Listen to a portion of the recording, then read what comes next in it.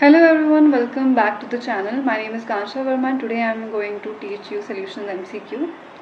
So first question is dash obeys Raoult's law in all stages of concentration. We all know जो Raoult's law है वो ideal solutions को follow करता है. So A option answer हो गया. Second वाला इसमें दे रखा है कि दो परफेक्ट सोल्यूशंस हैं जिसकी वॉल्यूम V है, उन्हें कंबाइन कर रखा है तो रिजल्ट क्या होगा. अगर एक का वॉल्यूम V है दूसरे का वॉल्यूम भी अगर V है तो दोनों को ऐड कर देंगे तो 2V आंसर हो जाएगा. इसका ऑप्शन B सही है. अब जो सी वाला है वो बोला कैम्फर. कैम्फर किस स्टेट में होता है? ये होता है हमारा सॉलिड स्टेट में. ये N2 गैस में जा रहा है तो सॉलिड गैस में जा रहा है. That means solid in gas solution, that means a solution. उसके बाद है सोल्यूशन किससे बनता है? सोल्यूशन किससे बनता है? सल्यूट और सॉल्वेंट से बनता है. इसका ऑप्शन कौन सा हो गया? ए वाला.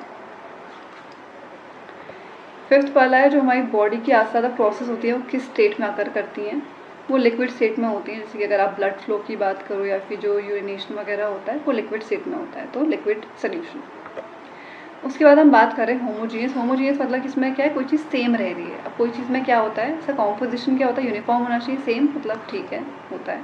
उसके बाद सेकंड वाला बात करा प्रॉपर्टीज़ भी यूनिफॉर्म होनी चाहिए. हाँ, ये भी होता है. अब इसमें आपको ब्लाइंडली फर्स्ट ऑप्शन में टिक नहीं करना है, सेकंड थर्ड एंड और ऑप्शन रीड करने पड़ते हैं क्योंकि आपको पता है इसका कॉम्पोजिशन और properties through out the mixture same रहती है. तो आंसर इसका सी हो गया option.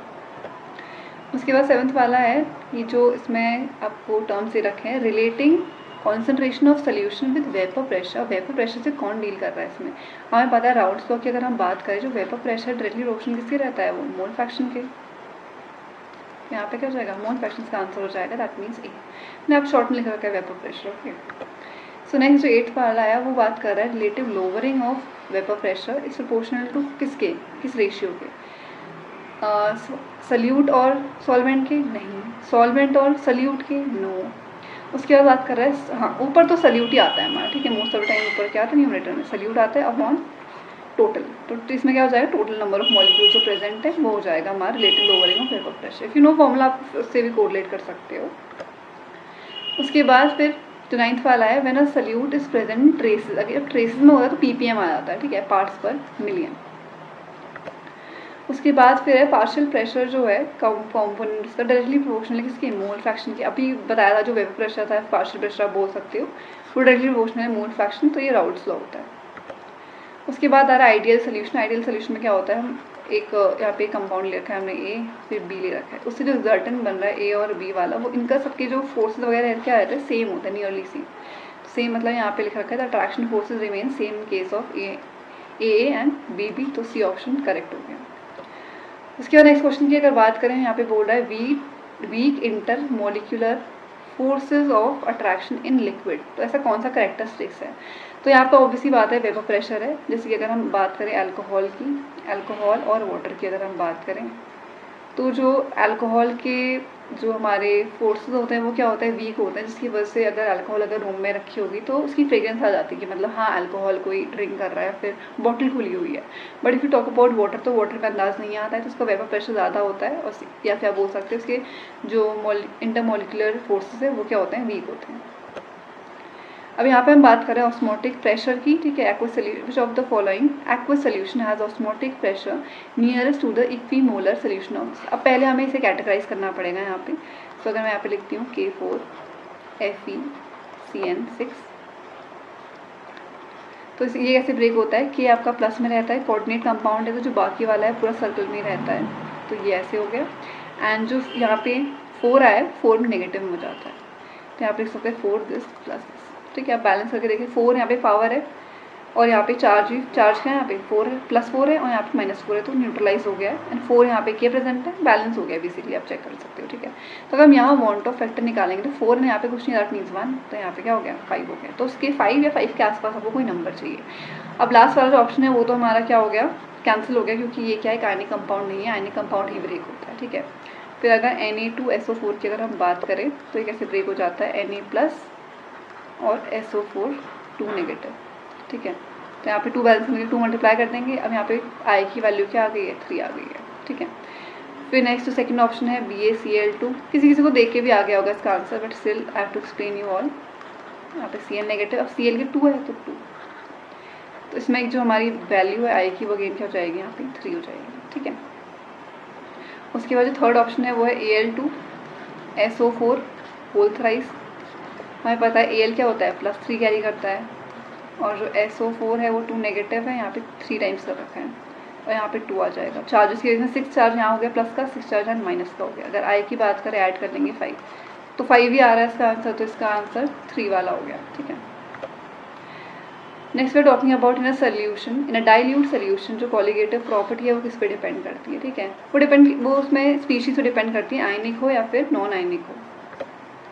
Scuba divers comes towards water surface from under water, तो सॉलिबिलिटी गैस उनकी ब्लड में कैसी होती है, वो क्या करती है, डिक्रीज करती है, तो इसीलिए उसमें ऑक्सीजन के साथ साथ नाइट्रोजन वगैरह मिक्स करते हैं सो दैट वो ब्रीथ कर सके अंडर वाटर में। Next which of the following is associated with molarity. ठीक है, अब यहाँ पे अगर हम बात करें, हमें पता है कि ऑस्मोटिक प्रेशर जो है मोलारिटी के साथ डील करता है, बाकी जो ये चीज़ें हैं ये किस पे डिपेंड करती है, मोलारिटी में। Molarity is noted by small m, molarity by m, और उसके अलावा मोलारिटी की अगर बात करें तो उसका फॉर्मूला क्या होता है, n/v। तो जो v होता है यहाँ पे वॉल्यूम डिपेंडेंट होती है, ये क्या होता है, वॉल्यूम इंडिपेंडेंट होती है, m kg। m यहाँ पे क्या शो करता है, यहाँ पे शो करता है मास ऑफ सॉल्वेंट, याद रखना सॉल्वेंट होता है यहाँ पे। ठीक है, और यहाँ पे जो v शो कर रहा है दैट इज वॉल्यूम, और वॉल्यूम किसका, पूरे का, सोल्यूशन, या फिर ऐसे करके सिंपली सोल्यूशन लिख सकते हैं। नेक्स्ट अगर बात करें, क्या टोल्ड हूँ यहाँ पे वॉल्यूम अगर आ रहा है तो क्या टेम्परेचर डिपेंडेंट हो जाएगी क्वांटिटी, क्योंकि मास तो इंडिपेंडेंट रहता है। ठीक है, टेम्परेचर बढ़े या घटे, तो यहाँ पे जो हमारे टेम्परेचर डिपेंडेंट हो जाएगा वो क्या हो जाएगा, मोलारिटी आ जाएगा। अब मोल फ्रैक्शन की अगर बात करें तो mole fraction x equals to, अगर a के लिए लेती हूँ मैं तो Na/Na प्लस NB ले लेती हूँ, फिलहाल बाइनरी सोल्यूशन। तो यहाँ पे अगर n की बात करें तो n क्या होता है, weight of solute upon molar mass होता है। ठीक है, तो अगेन वेट मास टाइप का ही आ गया, मतलब इसका कितना भार है basically. Molar mass again the same thing, तो यहाँ पे ये नहीं होगा। Molarity I told you already पहले वाली स्लाइड में कि नहीं होगा करके। अगर वेट की बात करें, ऑब्वियसली बात है, वेट अगर फाइंड करना है तो वेट जो आपको फाइंड करना है अपॉन टोटल हो जाएगा इनटू 100%। अगेन वेट या फिर मास की बात करें जो चेंज नहीं होता है, तो molarity is the answer in this case. अब यहाँ पे मैं वेट परसेंटेज की बात की थी, अब यहाँ पे डायरेक्टली फॉर्मूला भी आ गया, सब क्वेश्चन आ गया। ठीक है, तो अगर हमें वेट परसेंटेज निकालनी है तो वेट परसेंटेज कैसे कैलकुलेट करते हैं, यहाँ पे निकालते हैं वेट ऑफ कंपोनेंट, जो आपको फाइंड करना है कंपोनेंट वो हमेशा न्यूमरेटर में आता है, अपॉन टोटल वेट हो जाएगा, टोटल वेट ऑफ कंपोनेंट। तो मैं ऐसे लिख दे रही हूँ यहाँ पे। अब हमें वेट निकालना किसका है, मिथाइल अल्कोहल का। मिथाइल अल्कोहल कितना रखा है, 15, तो 15 न्यूमरेटर में आ जाएगा, अपॉन टोटल वेट कितना हो जाएगा, टोटल वेट यहाँ पे साइड में रख मैं कर रही हूँ, टोटल मतलब कि दोनों को ऐड कर देंगे, 15 + 35 मतलब कितना आ जाएगा, 50 ग्राम। 50 नीचे लिख दिया है। अगर परसेंटेज लिखा गया तो ऑब्वियसली आते हैं क्वांटिटी 100 से मल्टीप्लाई होगी, तो डायरेक्टली 2 टाइम्स आ रहा है, 30% आ गया। ठीक है, सो आंसर 1 इज करेक्ट। अब आगे यहाँ पे आ गया आपका ppm का सवाल। ठीक है, तो अगर हम ppm का फॉर्मूला लिखेंगे पहले, तो ppm क्या होता है, number of parts of component upon total. वही जो फाइंड करने वाली क्वांटिटी है वो न्यूमरेटर में आएगी, अपॉन में टोटल क्वांटिटी आ जाती है, तो यहाँ पे आ जाएगा total number of parts of component, यहाँ पे मल्टीप्लाई 10⁶ है। ठीक है, अब यहाँ पे पार्ट्स पर मिलियन में आ रहा है, छोटी क्वांटिटी क्या है, 0.2, और हम कैलकुलेट भी किसके लिए कर रहे हैं, फ्लोराइड के लिए। जो भी कैलकुलेट करेंगे वो न्यूमरेटर में आएगा, अपॉन 500 × 10⁶। ठीक है, तो अब यहाँ पे 0.5 × 10⁴ यहाँ पे 4 लिख दिया मैंने। उसके बाद फिर यहाँ पे कितना आ जाएगा, 0.04 10⁴, तो इसका आंसर कितना आ जाएगा, 4, 1 2 3 4, बट 2 प्लेसेस दे आ रहा है, दैट मीन्स 400 ppm आंसर हो गया, मतलब सी ऑप्शन, या फिर बोल सकते हो थर्ड ऑप्शन आपका करेक्ट आंसर। ठीक है, उसके बाद फिर ऑस्मोटिक प्रेशर में इक्विमोलर निकालना है। अगेन इक्विमोलर निकालना है तो वांट ऑफ फैक्टर देखेंगे हम। अब इसमें ऑब्वियसली बात है, ग्लूकोज सबसे कम आएगा, तो फर्स्ट या थर्ड ऑप्शन है।